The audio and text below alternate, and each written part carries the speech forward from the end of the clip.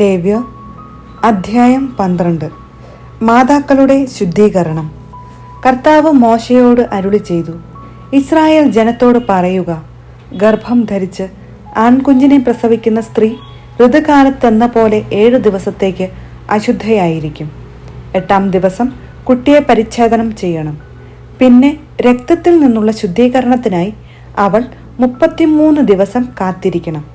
ശുദ്ധീകരണ ദിവസങ്ങൾ കഴിയുന്നതുവരെ വിശുദ്ധ വസ്തുക്കൾ സ്പർശിക്കുകയോ വിശുദ്ധ സ്ഥലത്ത് പ്രവേശിക്കുകയോ അരുത്.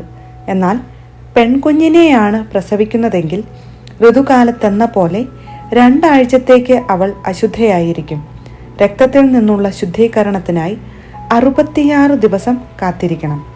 കുഞ്ഞ് ആണോ പെണ്ണോ ആകട്ടെ, ശുദ്ധീകരണത്തിന്റെ ദിനങ്ങൾ പൂർത്തിയാകുമ്പോൾ അവൾ കുഞ്ഞിനു വേണ്ടി 1 വയസ്സുള്ള ഒരു ആട്ടിൻകുട്ടിയെ ദഹനബലിക്കായും 1 ചങ്ങാലിയെയോ പ്രാവിൻ കുഞ്ഞിനെയോ പാപപരിഹാര ബലിക്കായും സമാഗമ കൂടാരത്തിന്റെ വാതിൽക്കൽ പുരോഹിതന്റെ മുൻപിൽ കൊണ്ടുവരണം. അവൻ അവയെ കർത്താവിന്റെ സന്നിധിയിൽ അർപ്പിച്ച് അവൾക്കു വേണ്ടി പാപപരിഹാരം ചെയ്യണം. അപ്പോൾ രക്തസ്രാവത്തിൽ നിന്ന് അവൾ ശുദ്ധയാകും. ഇതാണ് ആൺകുഞ്ഞിനെയോ പെൺകുഞ്ഞിനെയോ പ്രസവിക്കുന്ന സ്ത്രീക്കുള്ള നിയമം. ആട്ടിൻകുട്ടിയെ സമർപ്പിക്കാൻ അവൾക്ക് കഴിവില്ലെങ്കിൽ 2 ചങ്ങാലികളെയോ 2 പ്രാവിൻ കുഞ്ഞുങ്ങളെയോ കൊണ്ടുവരട്ടെ. ഒന്ന് ദഹനബലിക്കും മറ്റേത് പാപപരിഹാര ബലിക്കും. പുരോഹിതൻ അവൾക്ക് വേണ്ടി പാപപരിഹാരം ചെയ്യണം. അപ്പോൾ അവൾ ശുദ്ധയാകും. അധ്യായം 13. ത്വഗ്രോഗങ്ങൾ. കർത്താവ് മോശയോടും അഹ്റോനോടും അരുളി ചെയ്തു, ഒരാളുടെ ശരീരത്തിൽ തടിപ്പോ പരുവോ പാണ്ടോ ഉണ്ടാവുകയും അത് കുഷ്ഠമായി തോന്നുകയും ചെയ്താൽ പുരോഹിതനായ അഹ്റോന്റെയോ അവന്റെ പുത്രന്മാരായ പുരോഹിതന്മാരിൽ ഒരുവന്റെയോ അടുക്കൽ അവനെ കൊണ്ടുപോകണം. പുരോഹിതൻ രോഗബാധിതമായ ശരീരഭാഗം പരിശോധിക്കണം.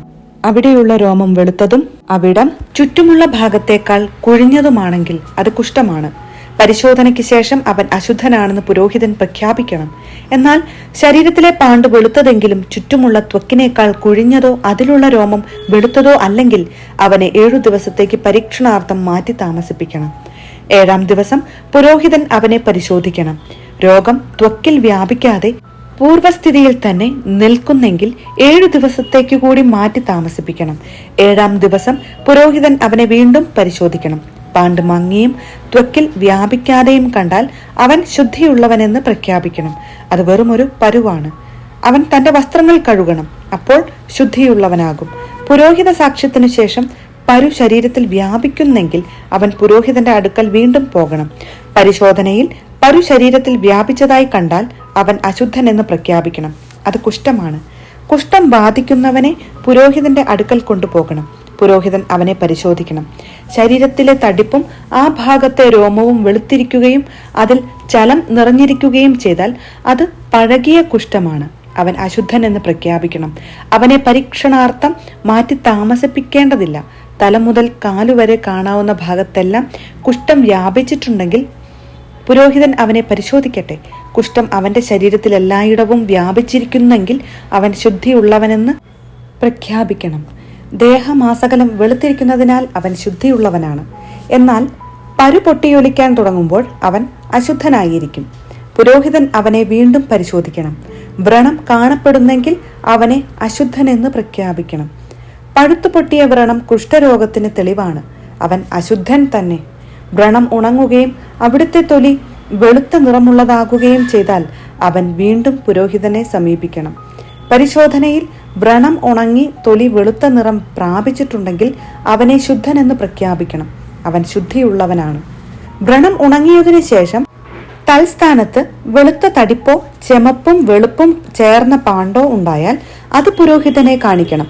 പരിശോധനയിൽ അവിടം ചുറ്റുമുള്ള ത്വക്കിനേക്കാൾ കുഴിഞ്ഞും ആ ഭാഗത്തെ രോമം വെളുത്തുമിരുന്നാൽ പുരോഹിതൻ അവനെ അശുദ്ധനെന്ന് പ്രഖ്യാപിക്കണം. അത് ആ വ്രണത്തിൽ നിന്നുണ്ടായ കുഷ്ഠരോഗമാണ്. എന്നാൽ രോമം വെളുക്കുകയോ ആ ഭാഗം ചുറ്റുമുള്ള ത്വക്കിനേക്കാൾ കുഴിയുകയോ ചെയ്യാതെ നിറം മങ്ങിയിരുന്നാൽ അവനെ പരീക്ഷണാർത്ഥം 7 ദിവസത്തേക്ക് മാറ്റി താമസിപ്പിക്കണം. പാണ്ട് ശരീരത്തിൽ വ്യാപിച്ചിട്ടുണ്ടെങ്കിൽ പുരോഹിതൻ അവനെ അശുദ്ധനെന്ന് പ്രഖ്യാപിക്കണം. അവൻ രോഗബാധിതനാണ്. എന്നാൽ ശരീരത്തിൽ വ്യാപിക്കാതെ പൂർവസ്ഥിതിയിൽ തുടരുന്നെങ്കിൽ അത് വ്രണത്തിന്റെ പാടു മാത്രമാണ്. പുരോഹിതൻ അവനെ ശുദ്ധനെന്ന് പ്രഖ്യാപിക്കണം. ശരീരത്തിൽ പൊള്ളൽ ഏൽക്കുകയും ആ ഭാഗത്തെ മാംസം വെളുത്തോ അരണ്ടോ ചെമന്നോ ഇരിക്കുകയും ചെയ്താൽ പുരോഹിതൻ അത് പരിശോധിക്കണം. ആ ഭാഗത്തെ രോമം വെളുത്തും അവിടം ചുറ്റുമുള്ള ത്വക്കിനേക്കാൾ കുഴിഞ്ഞുമാണെങ്കിൽ അത് പൊള്ളലിൽ നിന്നുണ്ടായ കുഷ്ഠമാണ്. അവനെ അശുദ്ധനായി പ്രഖ്യാപിക്കണം. അത് കുഷ്ഠം തന്നെ. എന്നാൽ രോമം വെളുക്കുകയോ അവിടം ചുറ്റുമുള്ള ത്വക്കിനേക്കാൾ കുഴിയുകയോ ചെയ്യാതെ നിറമങ്ങിയിരുന്നാൽ പുരോഹിതൻ അവനെ 7 ദിവസത്തേക്ക് പരീക്ഷണാർത്ഥം മാറ്റി താമസിപ്പിക്കണം. 7-ാം ദിവസം അവനെ പരിശോധിക്കണം. അത് ശരീരത്തിൽ വ്യാപിച്ചിട്ടുണ്ടെങ്കിൽ അവനെ അശുദ്ധനായി പ്രഖ്യാപിക്കണം. അത് കുഷ്ഠരോഗമാണ്. എന്നാൽ പാണ്ട് ശരീരത്തിൽ വ്യാപിക്കാതെ അതേ സ്ഥാനത്തു മാത്രം മങ്ങിയിരുന്നാൽ അത് പൊള്ളലിൽ നിന്നുണ്ടായ തടിപ്പാണ്. പുരോഹിതൻ അവനെ ശുദ്ധനായി പ്രഖ്യാപിക്കണം. ഒരു പുരുഷന്റെയോ സ്ത്രീയുടെയോ തലയിലോ താടിയിലോ വ്രണമുണ്ടായാൽ പുരോഹിതൻ അത് പരിശോധിക്കണം. അവിടം ചുറ്റുമുള്ള ത്വക്കിനേക്കാൾ കുഴിഞ്ഞതും അതിലെ രോമം നേർത്ത് മഞ്ഞ നിറത്തിലുമുള്ളതാണെങ്കിൽ അവനെ അശുദ്ധനായി പ്രഖ്യാപിക്കണം. അത് ചിരങ്ങാണ്. തലയിലെയോ താടിയിലെയോ കുഷ്ഠം. പുരോഹിതൻ ചിരങ്ങുള്ളിടം പരിശോധിക്കുമ്പോൾ അവിടം ചുറ്റുമുള്ള ത്വക്കിനേക്കാൾ കുഴിയാതെയും അതിൽ കറുത്ത രോമം ഇല്ലാതെയും കണ്ടാൽ അവനെ 7 ദിവസത്തേക്ക് പരീക്ഷണാർത്ഥം മാറ്റി താമസിപ്പിക്കണം. 7-ാം ദിവസം വീണ്ടും പരിശോധിക്കട്ടെ. ചിരങ്ങ് വ്യാപിക്കുകയും ത്വക്ക് കുഴിയുകയും രോമം മഞ്ഞയ്ക്കുകയും ചെയ്തിട്ടില്ലെങ്കിൽ അവനെ ക്ഷൗരം ചെയ്യണം. ചിരങ്ങുള്ള ഭാഗം ക്ഷൗരം ചെയ്യരുത്. അവനെ 7 ദിവസത്തേക്കും കൂടി പരീക്ഷണാർത്ഥം മാറ്റി താമസിപ്പിക്കണം. 7-ാം ദിവസം പരിശോധിക്കുമ്പോൾ ചിരങ്ങ് ത്വക്കിൽ വ്യാപിക്കുകയോ അവിടം കുഴിയുകയോ ചെയ്തിട്ടില്ലെങ്കിൽ അവനെ ശുദ്ധനായി പ്രഖ്യാപിക്കണം. അവൻ തന്റെ വസ്ത്രങ്ങൾ കഴുകി ശുദ്ധനാകട്ടെ. എന്നാൽ ശുദ്ധീകരണത്തിന് ശേഷം ചിരങ്ങ് പടരുകയാണെങ്കിൽ പുരോഹിതൻ അവനെ പരിശോധിക്കണം. ചിരങ്ങ് പടർന്നിട്ടുണ്ടെങ്കിൽ മഞ്ഞ രോമമുണ്ടോ എന്ന് നോക്കേണ്ടതില്ല. അവൻ അശുദ്ധനാണ്. പരിശോധനയിൽ ചിരങ്ങ് വ്യാപിക്കാതെ അതിൽ കറുത്ത രോമം വളർന്നിട്ടുണ്ടെങ്കിൽ അവൻ രോഗവിമുക്തനായിരിക്കുന്നു. അവൻ ശുദ്ധനാണ്. അവനെ ശുദ്ധനായി പ്രഖ്യാപിക്കണം. ഒരു പുരുഷനോ സ്ത്രീക്കോ ശരീരത്തിൽ എവിടെയെങ്കിലും വെളുത്ത പാണ്ടുണ്ടായാൽ പുരോഹിതൻ അത് പരിശോധിക്കണം. പാണ്ടിനു മങ്ങിയ വെള്ള നിറമാണെങ്കിൽ അത് ത്വക്കിലുണ്ടാകുന്ന ചുണങ്ങാണ്. അവൻ ശുദ്ധിയുള്ളവനാണ്. തലയിൽ നിന്ന് മുടി കൊഴിഞ്ഞു പോയിട്ടുള്ളവൻ കഷണ്ടിയാണ്, പക്ഷേ അവൻ ശുദ്ധനാണ്. തലയുടെ മുൻഭാഗത്ത് നിന്ന് മുടി കൊഴിഞ്ഞു പോയിട്ടുള്ളവൻ നെറ്റി കഷണ്ടിയാണ്, അവൻ ശുദ്ധനാണ്. എന്നാൽ തലയിൽ കഷണ്ടിയുള്ള ഭാഗത്ത് ചെമപ്പു കലർന്ന വെളുത്ത പാണ്ടുണ്ടെങ്കിൽ അത് കഷണ്ടി തലയിലുണ്ടാകുന്ന കുഷ്ഠമാണ്. പുരോഹിതൻ അവനെ പരിശോധിക്കണം. തടിപ്പു ശരീരത്തിൽ കാണുന്നത് പോലെ ചെമപ്പു കലർന്ന വെള്ള നിറമുള്ളതാണെങ്കിൽ അവൻ കുഷ്ഠരോഗിയും അശുദ്ധനുമാണ്. അവനെ അശുദ്ധനെന്ന് പ്രഖ്യാപിക്കണം. കുഷ്ഠമുള്ളവൻ കീറിയ വസ്ത്രം ധരിക്കുകയും മുടി ചീകാതിരിക്കുകയും മേൽചുണ്ട് തുണി കൊണ്ട് മറയ്ക്കുകയും അശുദ്ധൻ അശുദ്ധൻ എന്ന് വിളിച്ചു പറയുകയും വേണം. രോഗമുള്ള കാലമെല്ലാം അവൻ അശുദ്ധനാണ്. അവൻ പാളയത്തിനു വെളിയിൽ ഒരു പാർപ്പിടത്തിൽ ഏകനായി വസിക്കണം. വസ്ത്രശുദ്ധി. കമ്പിളി വസ്ത്രത്തിലോ ചണവസ്ത്രത്തിലോ അവയുടെ ഊടിലോ പാവിലോ തുകലിലോ തുകൽ വസ്തുക്കളിലോ പച്ചയോ ചെമപ്പോ ആയ കരിമ്പനുണ്ടെങ്കിൽ അത് വ്യാപിക്കുന്ന തരമാണ്. അത് പുരോഹിതനെ കാണിക്കണം. അവൻ അത് പരിശോധിച്ചതിനു ശേഷം 7 ദിവസത്തേക്ക് പരീക്ഷണാർത്ഥം അടച്ചു സൂക്ഷിക്കണം. 7-ാം ദിവസം അത് വീണ്ടും പരിശോധിക്കണം. കരിമ്പൻ വസ്ത്രത്തിൽ പടർന്നിട്ടുണ്ടെങ്കിൽ ഊടിലോ പാവിലോ തുകലിലോ തുകൽ കൊണ്ടുണ്ടാക്കിയ വസ്തുക്കളിലോ ആകട്ടെ അത് അശുദ്ധമാണ്. അത് കത്തിച്ചു കളയണം. അത് കമ്പിളിയുടെയോ ചണത്തിന്റെയോ ഊടിലോ പാവിലോ തുകൽ കൊണ്ടുണ്ടാക്കിയ ഏതെങ്കിലും വസ്തുവിലോ ആകട്ടെ അത് പടരുന്ന കരിമ്പനാണ്. അത് അഗ്നിയിൽ ദഹിപ്പിക്കണം.